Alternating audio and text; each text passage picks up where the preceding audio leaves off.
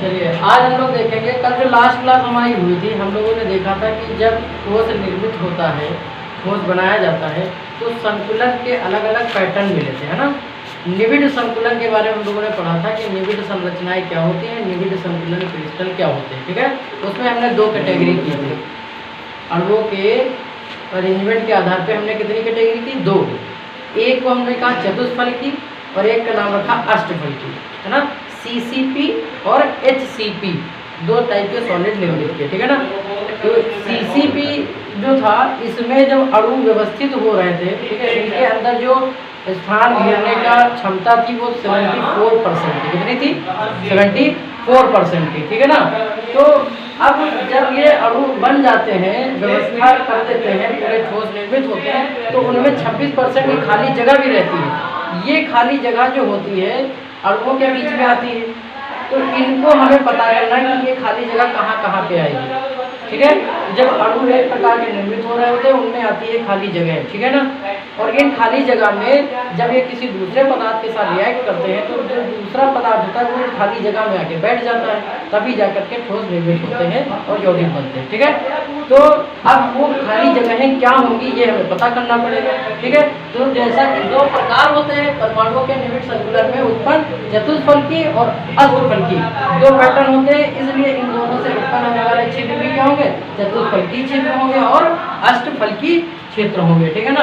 अब जानेंगे कैसे चतुष्फल की निर्मित होता है और कैसे अष्टफल की, ठीक है। सबसे पहले हम लोग चतुष्फल की बात करते हैं, ठीक है। चतुष्फल की बनाने की कोशिश करते हैं। ये मान लेते हैं कि हमारे पास स्फीयर है गोलाकार, ऐसे करके मैंने एक लगाया, ठीक है। इसके बाद हमने इसी से जोड़ करके ये एक हमने दूसरा भी लगाया, ये हमने लगाया दूसरा, ठीक है, दो लगा दिए। इसके बाद इसके पीछे भी एक लाइन रही होगी, तो मान लो हम उसको ऐसे करके दिखा देते हैं ना, तो पीछे वाले को इस प्रकार से करके दिखा देते हैं, ठीक है ना। तो इसमें कितने अणु हमने यूज किए, 4 अणु यूज किए। ये 4 आपस में अटैच है, ठीक है ना। इनका ये केंद्र, इसका ये केंद्र, इसका ये केंद्र, इसका ये केंद्र अगर मिलाया जाए तो सामने प्रत्यक्ष रूप से दिख ही रहा है कि ये दोनों आपस में कनेक्ट है। पीछे से इनके भी केंद्र डॉट डॉट करके दिखा सकते हैं कि कनेक्ट है। सामने से मिलाओगे तो ये इनको ऐसे मिला सकते हो, ऐसे करके मिला सकते हैं, मिला सकते हैं कि नहीं। तो ये 4 परमाणु से मिल करके कैविटी जनरेट हुई है। यहाँ पे 4 परमाणुओं का कॉम्बिनेशन हुआ है, तब जाकर के एक छिद्र उत्पन्न हुआ। तो 4 परमाणुओं या अणुओं के मध्य से, 4 परमाणुओं से, आयनों से मिल करके जो छिद्र उत्पन्न होता है उसको हम क्या कहते हैं, चतुष्फल की छिद्र कहते हैं। क्या बोला करेंगे, चतुष्फल की छिद्र। अब ये कैसा है, अगर इसको तुमको हम और एक्सप्लेन करना चाहें तो और समझाना चाहें तो देखो, ये वाला आगे गोला बनाया था, ये उसके पीछे, वो उसके पीछे, मतलब अगर हम 3 गोले आपको बराबर से दिखाना चाहें, थोड़ा अब हटा के दिखाएंगे, ठीक है। ये 3 तो तुमको दिख जाएंगे बड़ी आराम से कि ये सर जो है ऐसे करके तीनों हैं, ठीक है, इस प्रकार से। लेकिन ये जो चौथा गोला है ये ला के ऊपर से रखा जाएगा। चौथा वाला गोला हम ला के, ये ला के यहाँ पे ऐसे करके खुला कैसे रखते हैं, इसलिए 1 2 3 बॉल रखिए, ऊपर से अगला रख दिया, है ना। समझ गए इस बात को। तो यहाँ पे ये जो कुछ जनरेट हुआ ना, ये चतुष्फल की है। कैसी है, ये वाली जो खाली जगह है ये कैसी है, चतुष्फल की, इसको H से डिनोट करते हैं। इस खाली जगह को, इस क्षेत्र को किससे डिनोट करते हैं, H से डिनोट करते हैं, ठीक है। इसका नाम क्या है, चतुष्फल की छिद्र। यही है आपका चतुष्फल की छिद्र, ठीक है ना, चतुष्फल की छिद्र। ओके, ये बात समझ में आ गई। किससे रिप्रेजेंट करते हैं, H से। अब बात कर लेते हैं अष्टफल की, ठीक है। अष्टफल की में क्या होता है उसको जरा देख लेते हैं, ठीक है। इसमें क्या होता है, हमको पता है कि जब अष्टफल की बनता था तो एक जो कण होता था उसके चारों कितने कण उसको घेरते थे, 6 घेरते थे, 6 घेरे होते थे। एक की समन्वय संख्या कितनी होती थी, 6। उसके अगल बगल कितने होते थे, टोटल 6, है ना। और उसके ऊपर जब अगली भी लेयर ला के रख दोगे तो 6 + 6 कितने हो जाएंगे, 12 हो जाएंगे। तब कितने हो जाते हैं, 12। लेकिन हमने एक बात बताई थी कि ए लेयर के ऊपर जब बी लेयर रखते हो तो केवल 3 ही टच करते हैं। भाई मान लो एक लाइन तुमने ऊपर ये बनाई थी लेयर की, इसके ऊपर अब जब दूसरी लाओगे, ये ए लाइन है तो इसके ऊपर अब बी लाना पड़ेगा, तो मुझे लाएंगे बी लाएंगे, या इसके नीचे लाएंगे तो क्या लाएंगे, बी लाएंगे। ऊपर बी आएगी, नीचे भी बी आएगी। तो ऊपर के ए के साथ अगर कॉन्टैक्ट देखा जाए तो केवल 3 गोले टच करेंगे, ये तो होता है ना, केवल 3 सीध में होते हैं। ऐसे नीचे भी केवल कितने सीध में होते हैं, टच में होते हैं, 3 होते हैं। तो ऊपर से कितने मिलते हैं, 3, नीचे कितने मिलते हैं, 3, और अपनी सतह में कितने टच हो रहे होते हैं, 6। तो टोटल समन्वय संख्या कितनी हो जाती है, 12। 3 + 3 + 6 कितनी हो जाएगी, 12। समझिए। तो जो अष्टफलकी होते हैं उनकी अगर समन्वय संख्या पूछ ली जाए तो कितनी होती है, 12। जितने भी फेस सेंटर्ड होंगे सब में समन्वय संख्या आपको कितना लेना है, 12 लेना है, ठीक है ना। अब वो 12 कैसे व्यवस्थित होते हैं, अब जरा हम लोग उस चीज को देख लेते हैं, ठीक है ना। क्लियर। तो देखिए, अगर इसका चित्र बनाना चाहें तो एक हम बनाते हैं लेयर, 3 अणु के ले लेते हैं, क्योंकि 3 ही टच करते हैं ना, ऊपर वाली लेयर और नीचे वाली लेयर के केवल 3 टच करते हैं, है ना। तो हम 3 ही बना लेते हैं। तो ये एक लेयर का हमने बनाया, ठीक है, ऐसे करके ये एक लेयर है, ठीक। अब इसी के ऊपर लाके अगली लेयर रखेंगे, तो अगली रखने के लिए अब समझ लो गोला कुछ ऐसे डॉट डॉट करके, भाई पीछे वाले गोले हम कैसे दिखा सकते, नहीं दिखा सकते ना, हम ऐसे करके बना देते, ठीक। ये पीछे वाले गोले परत के नीचे वाली है ना, ऐसे, ठीक। तो ये वाले हिस्से तो छिप ही जाएंगे सब, ये वाला इतना हिस्सा क्या हो जाएगा, छिप जाएगा। केवल आपको इतना गोला ये नजर आएगा, ये सब छिप जाएगा क्योंकि ये तो आगे आगे गोले है ना। इसका ये हिस्सा नजर आएगा, ठीक है, और इसका ये हिस्सा केवल नजर आएगा। आई बात समझ में, ये इतना नजर आएगा। इस प्रकार से संरचना प्राप्त हो जाएगी। इसमें क्या हुआ है, देखो इसका अपना ये केंद्र होगा, इसका ये केंद्र होगा, इसका ये केंद्र होगा, इसका ये केंद्र होगा, इसका ये केंद्र होगा, इसका ये केंद्र होगा, ठीक है। इस प्रकार से ये सारे केंद्र मान लो यहाँ पे है, ठीक। अब हम इनको मिला लेते हैं जरा। सामने वाले को तो बड़ी आराम से मिला लोगे ऐसे, भाई ये तो डार्क लाइन से ऐसे करके हम मिला देंगे। ये 3 सामने वाले हैं, आराम से बन जाएंगे। ऐसे पीछे वाले जो 3 है, जैसे एक ये वाला बिंदु यहाँ पास में है ना, इसको डॉट डॉट करके मिला देते हैं। ऐसे मिला देते हैं, डॉट डॉट करके, है ना। तो देखो ऐसे करके प्राप्त हुआ कि नहीं। अब इन कोनों को भी ऐसे से मिलाना पड़ेगा, ऐसे ऐसे करके मिला देंगे, ठीक है। तो यहाँ पे जो जगह जनरेट हुई वो ये हुई, कौन सी वाली हुई, ये वाली, ठीक है ना। संरचना हो गई कि नहीं। इस चीज को हम अष्टफलकी कहते हैं। इसी चीज को क्या बोलेंगे, अष्टफलकी बोला जाता है। यहाँ पे जो छिद्र जनरेट हुआ है ये अष्टफलकी हुआ है, ठीक है ना। तो यहाँ एक परत ऊपर से आई थी ऐसे करके, है ना, हम दोनों अलग करके दिखाएं, और एक परत नीचे से आई थी, ठीक है, ये वाली बेस के ऊपर रखी गई थी ऐसे करके लाके, तब एक दूसरे के ऊपर रखा गया था। और यहाँ पे जो खाली स्थान जनरेट हुआ था वो कैसा वाला हुआ था, सी बोलते हैं इसको, सी टाइप बोलते हैं। अष्टफलकी को किससे दिखाते हैं, सी से दिखाते हैं, ठीक है ना।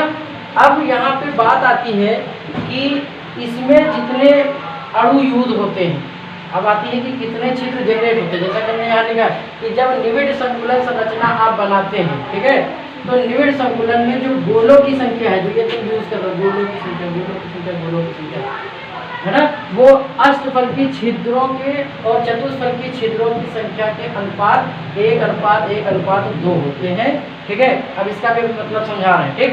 निविड़ संकुलित n गोलों की व्यवस्था में कुल n अष्टफलकी छिद्र और 2n चतुष्फलकी छिद्र होते हैं। अगर हम अष्टफलकी में अरेंज कर रहे हैं, हमारे पास गोले टोटल कितने हैं, ये जैसे हमने गोले यूज किए, ठीक है ना। तो जितने मान लो n गोले अगर तुम यूज कर रहे हो तो इनसे जो छिद्र उत्पन्न होते हैं वो भी कितने होते हैं, n ही होते हैं। अष्टफलकी में n गोले यूज करने से n रिक्तियाँ उत्पन्न होती है, ठीक है। और जो चतुष्फलकी होते हैं, अगर इसमें अरेंज कर रहे हो तो इनमें जो n उत्पन्न होती है, जितने गोले होते हैं उसकी दुगनी रिक्तियाँ उत्पन्न होती हैं। जैसे 4 गोले यूज किए तो 8 रिक्तियाँ हो जाएंगी, n गोले यूज किए तो 2n रिक्तियाँ हो जाएंगी। समझ में आई बात। तो अगर हमको कणों की संख्या पता है तो हम रिक्तियों की संख्या ज्ञात कर सकते हैं, बस ये पता चल जाए किस में बताना है, समझ गए। तो अगर अष्टफलकी कण पता है कि 12 है, कण है 12 हमारे पास, और कह रहा अष्टफलकी में व्यवस्थित करो उनको, कैसे लगाओ, अष्टफलकी में लगाओ। तो पूछेगा अब बताओ छिद्र कितने होंगे, तो अष्टफलकी में लगा रहे हो तो अष्टफलकों की संख्या, जो छिद्रों की संख्या होगी वो 8 ही हो जाएगी, जितने कण होते हैं वो हो जाएंगे, है ना। अगर 12 कण है तो 12 हो जाएगी। अष्टफलकी में व्यवस्थित करने पे कण की संख्या छिद्रों की संख्या के बराबर होती है, हो गया। अगर कहें नहीं, आप बताओ चतुष्फलकी कितने जनरेट होंगे छिद्र, है ना। चतुष्फलकी छिद्र कितने जनरेट होंगे? तो जाहिर सी बात है, हमने बताया जितने कण होते हैं उसके डबल, अगर 12 कण थे तो रिक्तियाँ कितनी होगी? 12 दूना 24। समझ गए? इस पे फार्मूला बनाने के लिए आता है। अब ये बात हमको लगता है क्लियर हो गई होगी, है ना? इसीलिए 2n लिखा गया। n क्या है? कणों की संख्या है। n क्या है? जो निविड़ संकुलित गोले हैं, n, है ना? n गोलों की संख्या है। और जैसी व्यवस्था करते हैं, अष्टफलकी में n छिद्र प्राप्त होते हैं और चतुष्फलकी में 2n प्राप्त होते हैं। ठीक है ना? चलिए, अब जो हमने सीखा था कि जो छिद्र होते हैं चतुष्फलकी और अष्टफलकी, उन पे कैसे फार्मूला बनता है ना? कि एक कोई यौगिक है, उसमें बताया जाएगा कि कुछ तत्व दिए जाएंगे जो ऋणायन होंगे, दूसरा कोई तत्व होगा जो धनायन होगा, वो उसमें आके क्रिस्टलित होता है। तो इसका सूत्र क्या बनेगा? हर चीज़ का फार्मूला लिखना पड़ता है। ठीक है? तो चलिए इस एग्जाम्पल से समझते हैं। कह रहा है कि एक यौगिक में एक तत्व है वाई। क्या है? तत्व है वाई। उसके ऋणायनों, तत्व मतलब कैसा है? वाई है। ठीक है ना? उसके ऋणायन बनेंगे। ऋणायनों का CCP, मतलब जो घन निविड़ संकुलित संरचना है, ये CCP है ना, फेस सेंटर्ड है, मतलब 4 अणु आएंगे। CCP का मतलब क्या बताया था? 4 अणु में व्यवस्थित होगा। एक क्यूबिक सेल के अंदर 4 जो है अणु आएंगे। ठीक है? CCP जालक है। और तत्व जो X है उसके धनायन बनेंगे। जो X तत्व है वो क्या बनाएगा? धनायन बनाएगा। Y बनाएगा ऋणायन और X बनाएगा धनायन। ठीक है? और कह रहा है जो X के धनायन है वो 1/4, ये इंपॉर्टेंट पॉइंट है। क्या कह रहा है? 1/4 किसके? अष्टफलकी छिद्रों में है। मतलब जो अष्टफलकी छिद्र जितने भी बनेंगे उनमें से 1/4 कौन घेर लेगा? X के धनायन घेर लेंगे। ठीक है ना? समझ में आया? तो यौगिक का सूत्र बताओ। तो चलिए शुरू करते हैं कि हमको ये दिया है कि Y कैसा है? ऋणायन है ना? तो हम मान लेते हैं कि माना जो Y तत्व था उसके ऋणायनों की संख्या, Y के ऋणायनों की संख्या, ठीक है, ऋणायनों की संख्या ये हम मान लेंगे अपनी तरफ से। ठीक है? n है, जो ऋणायन है जो यूज किए गए हैं कितने हैं? n कण। ठीक है ना? अब जाहिर सी बात है अगर n कण यूज हुए हैं तो फिर अष्टफलकी छिद्र कितने होंगे? जितने कण उतने होते हैं ना?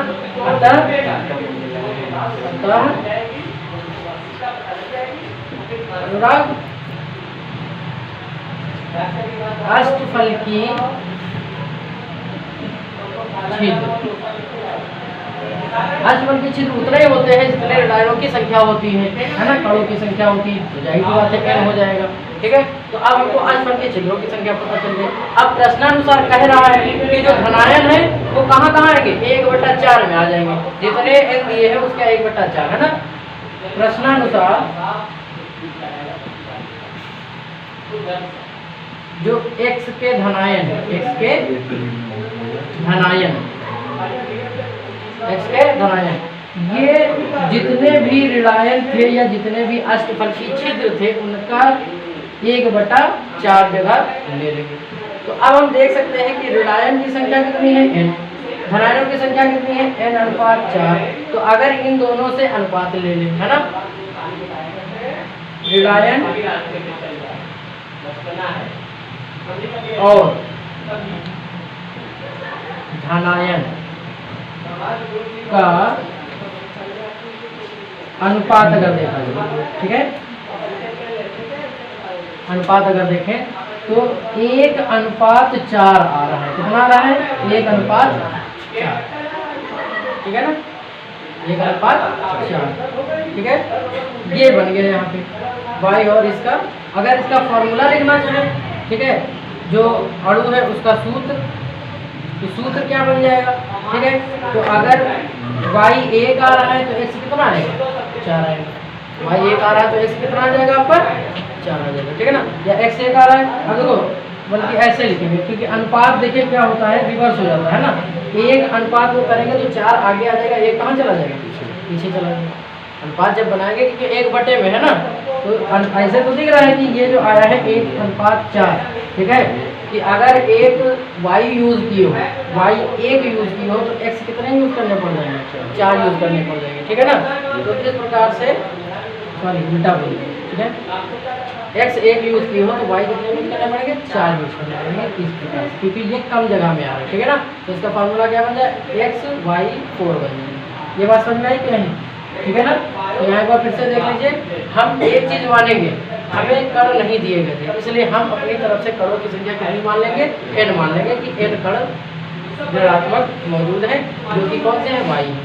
तो अगर y के ऋणात्मक कण n है तो उनसे उत्पन्न होने वाले अष्टफलकी जो छिद्र होंगे वो भी कितने होंगे, n होंगे, ठीक है। इसमें कोई दिक्कत तो है नहीं।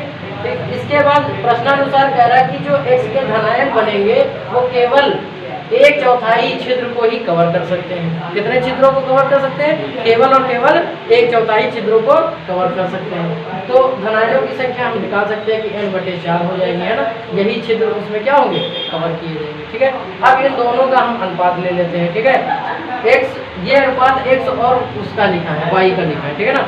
धनात्मक वाले को पहले लिखते हैं, ऋणात्मक वाले को बाद में लिखते हैं। इसलिए अगर x 1 है तो y कितना होगा, 4 होगा। क्लियर है, ये अनुपात समझ में, पहले x है बाद में y है, धनात्मक का अनुपात पहले रहता है, ऋणात्मक का अनुपात बाद में रहता है, ठीक है ना। तो इसलिए अब हम कह सकते हैं कि जो हमारा सूत्र बन के आया है वो x y 4 है, x 1 y 4, ठीक है ना। इस प्रकार से सूत्र मिल लिखा है। अब देखते हैं, देखिए अभी हमने ठोस को निर्मित किया, ठीक है। ठोस कैसे बनते हैं, उनसे फॉर्मूला कैसे बनता है, उनके घनत्व कैसे होते हैं, सारी बातें जान ली, ठीक है। अब हम क्या करते हैं कि जब ठोस बनाते हैं तो कुछ कमियां रह जाती हैं, कुछ उसमें दोष उत्पन्न होते हैं, ठीक है ना। आज जरा उनको भी जान लेते हैं कि सॉलिड के अंदर कौन से दोष पाए जाते हैं, ठीक है।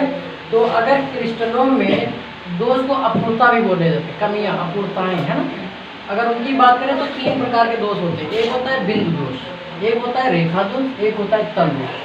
अब बिंदु दोष का क्या मतलब है, जब हम कण व्यवस्थित कर रहे थे तो जिस जगह पे एक कण को आना चाहिए था उस जगह पे वो कण नहीं आता है। तो ऐसी अवस्था को, जब पदार्थ को, अणु को, कण को उस जगह उपस्थित होना चाहिए था और वो उस जगह नहीं आता है, एक कण नहीं आता है, तो इसको क्या कहते हैं, बिंदु दोष कहते हैं, ठीक है। इसी तरीके से जब सॉलिड निर्मित हो रहे होते हैं, पूरी पूरी की एक लाइन गायब हो जाए, है ना। लाइन से लगा रहे थे सारे कणों की, एक एक लाइन एक एक लाइन एक एक लाइन बिछाते हुए चल रहे थे, पता लगा पूरी एक रेखा ही, पूरी एक लाइन ही गायब हो गई, है ना। तो जो ठोस में उत्पन्न होने वाला दोष है उसको क्या बोलेंगे, रेखा दोष बोलेंगे, ठीक है। इसी प्रकार से तल दोष होता है कि आप एक लेयर के ऊपर अगली लेयर, अगली लेयर के ऊपर अगली लेयर रखते हुए चल रहे थे, ठोसों को बना रहे थे, पता लगा बीच में पूरी एक लेयर ही गायब हो गई, है ना। पूरी एक लेयर बीच में क्या हो गई, गायब हो गई। तो उस समय जो ठोस में दोष उत्पन्न होता है वो तल दोष कहलाता है ना।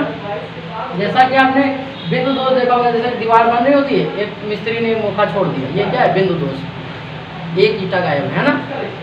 और कभी कभी तुम कपड़ा खरीदने जाते हो, वो एक थान दिखाता है, ऐसे खोलता है, तुम देखते हो तो पूरी एक लाइन अलग दिखती है, हल्का होता है, वहाँ के जैसे क्या है, गायब। तो पूरे पूरे उसमें क्या गायब है, लाइनें गायब, पूरा तल गायब, है ना। पूरी एक रेखा उसकी गायब हो गई, तार, है ना। तो वो क्या हो जाएगा, रेखा दोष हो जाएगा, ठीक है ना। तल दोष क्या हुआ, जैसे पूरा एक प्लाट है, उसकी कोई मिट्टी उठा के लिए चला जाए, एक लेयर ही गायब कर दी, 5 फीट मिट्टी राताराती खुद गई, तो पूरा क्या हो गया, तल दोष। अरे के सबके बराबर थे, वो उसने क्या किया, वहाँ से उठा लिया ना। तो ये क्या किसके अंतर्गत आएगा, तल दोष के अंतर्गत। 3 प्रकार के दोष या अपूर्णताएं होती है ठोसों में, ठीक है। हमारे कोर्स में जो ज़्यादा डिटेल में है वो है बिंदु दोष, ठीक है। हम लोग बिंदु दोष पे ज़्यादा चर्चा करेंगे, ये हमारे डिटेल से है, ठीक है। बिंदु दोष 2 प्रकार के होते हैं, एक होते हैं स्टाइकियोमेट्रिक दोष, एक होते हैं नॉन स्टाइकियोमेट्रिक, ठीक है। स्टाइकियोमेट्रिक का मतलब होता है जब कोई पदार्थ शुद्ध रूप में होता है, शुद्ध पदार्थ के अंदर जब दोष आते हैं तो उसको स्टाइकियोमेट्रिक दोष कहा जाता है। और ऐसे पदार्थ जो अशुद्ध हैं, जिनको इम्प्योर करके बनाया गया है, उनके अंदर जो दोष आते हैं उनको हम लोग नॉन स्टाइकियोमेट्रिक दोष कहते हैं, ठीक है ना। अब स्टाइकियोमेट्री के अंदर हम लोग 2 दोष पढ़ेंगे, एक शाटकीय दोष पढ़ेंगे, एक फ्रैंकल दोष पढ़ेंगे। चलिए शाटकीय दोष को जानते हैं क्या होता है ना। जैसे मान लो हम एक पदार्थ बना रहे थे, ठीक है, ऐसे ऐसे करके इसको हमें निर्मित करना है, ये हम निर्मित कर रहे थे, ठीक है। इस प्रकार से एक जालक तैयार कर रहे थे, ये रहा जालक, ठीक है।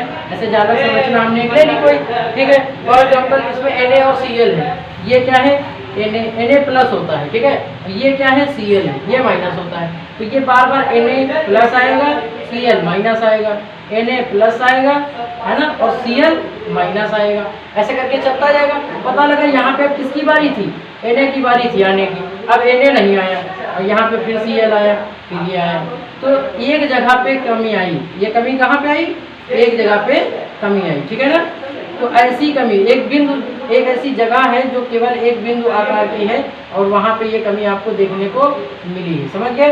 तो इस प्रकार के दोष को हम लोग क्या कहते हैं, शॉर्टकी दोष कहते हैं। शॉर्ट हो गया, शॉर्टकी मतलब ही समझ जाओ है ना, कि यहाँ पे ये मटेरियल शॉर्ट हो गया, इस जगह पे ये आए नहीं जहाँ पे ये आना चाहिए था। क्लियर है। तो शॉर्टकी दोष में क्या होता है कि इसके जो अपनी निश्चित स्थान होता है वहाँ पे अवयवीकरण नहीं आता है और इसका इम्पैक्ट क्या होता है, इसके भार में कमी आती है, मतलब इसका घनत्व परिवर्तित हो जाता है। अगर पूछे इससे फिर दिक्कत क्या आएगी, तो इसके घनत्व में दिक्कत आती है, इसका घनत्व क्या हो जाता है, कम हो जाता है, ठीक है ना, घनत्व में दिक्कत आ जाती है। क्लियर है। अब बात करते हैं फ्रैंकल दोष क्या होता है ना। फ्रैंकल दोष के लिए भी एक ऐसे चित्र बना लेते हैं इस प्रकार से।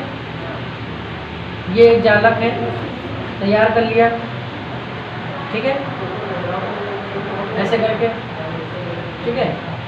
अब यहाँ पे ये जो खाने आपको दिख रहे हैं इनमें सबको आना चाहिए था, जैसे मान लो Ag प्लस और Cl माइनस, AgCl ऐसे आना चाहिए था, है ना।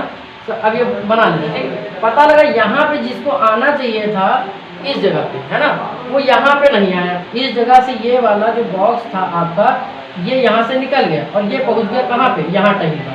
ये बॉक्स ही निकल के सीधे यहाँ टहिल रहा, ये यहाँ से उठ के कहाँ चला गया, यहाँ चला गया। मान लो इस जगह पे हमारा Ag आ रहा था, कौन आ रहा था, Ag। तो Ag यहाँ से, यहाँ पे Ag आना चाहिए था और उठ के कहाँ चला गया, इस जालक के भीतर टहिल रहा, इधर चला गया, ठीक है। तो इस प्रकार के दोष को फ्रैंकल दोष कहते हैं, है ना। ये आया तो है लेकिन अपनी जगह पे नहीं है, इसको होना चाहिए था यहाँ पे, लेकिन है कहाँ, यहाँ पे। तो इसके भार में तो कमी नहीं आएगी, इसके घनत्व में तो कमी नहीं आएगी, है ना, लेकिन घनत्व में डिस्टर्बेंस तो आ ही जाएगी। भाई इस जगह पे अणुओं की संख्या ज़्यादा हो गई, इस जगह पे अणुओं की संख्या कम हो गई, तो डिस्टर्बेंस आई। तो इस प्रकार के दोष को फ्रैंकल दोष कहा जाता है, जिसमें अवयवीकरण उस सॉलिड के अंदर तो मौजूद होता है लेकिन अपनी निश्चित स्थान पे नहीं होता है। क्लियर रहती बात, ठीक है। ये इस टाइप से आपको याद करना है। अब बात करते हैं जो नॉन स्टाइकियोमेट्रिक दोष होते हैं, ठीक है। जो पदार्थ शुद्ध होते हैं उनमें हम डोपिंग करते हैं, उनमें हम इम्प्योरिटीज मिलाते हैं। इम्प्योरिटीज मिला करके तब जो नए पदार्थ बनते हैं उनको नॉन स्टाइकियोमेट्रिक के अंतर्गत रखा गया है और उनमें अक्सर देखा गया है वर्ण केंद्र या उसको कहते हैं एफ केंद्र दोष। इनमें क्या पाया जाता है, वर्ण केंद्र दोष या फिर एफ केंद्र दोष। इसमें क्या होता है जब सॉलिड बन रहा होता है, इसमें भी ऐसे हम एक चित्र के माध्यम से समझा रहे हैं, ठीक है। ये क्रिस्टल निर्मित हो रहा है, ये क्रिस्टल आपका हो रहा है निर्मित, ठीक है, क्लियर।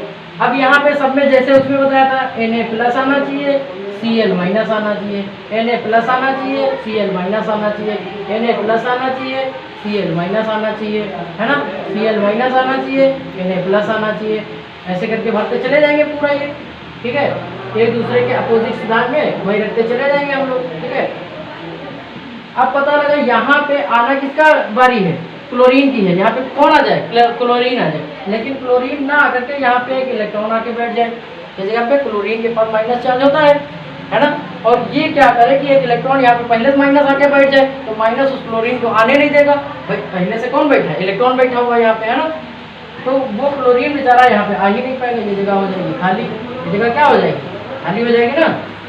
तो इस अब ये इलेक्ट्रॉन तुम लोग बहुत कहते जानते हो, इलेक्ट्रॉन बिल्कुल तुम लोगों की तरह होता है ना। कभी शांत बैठा है आज तक, इलेक्ट्रॉन जो है शांत नहीं बैठा है, क्या करता है, गति करता रहता है, इलेक्ट्रॉन घूमता रहता है। और जब इलेक्ट्रॉन घूमता है तो रंग भी उत्पन्न करता है।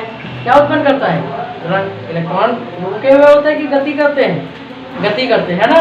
तो जब इलेक्ट्रॉन गति करेंगे तो जाहिर सी बात है प्रकाश उत्पन्न होगा, नई नई प्रकार की लाइट आपको देखने मिलेगी। इसीलिए इसका नाम रखा गया वर्ण केंद्र। इस जगह पे आपको रंग दिखाई पड़ेगा इलेक्ट्रॉन के कारण, ठीक है। तो इसके इसीलिए इसका नाम भी रखा गया वर्ण केंद्र या एफ केंद्र, ठीक है। तो ये दोष कब आता है कि जहाँ पे कॉन्स्टिट्यूएंट पार्टिकल को आना चाहिए था वहाँ पे उसकी जगह उसी आवेश वाला इलेक्ट्रॉन आके विराजमान हो जाता है और वो उसमें नए नए प्रकाश को उत्पन्न करता है। समझ गया इस बात को, ठीक है। तो इसे कहते हैं वर्ण केंद्र या एफ केंद्र, ठीक है।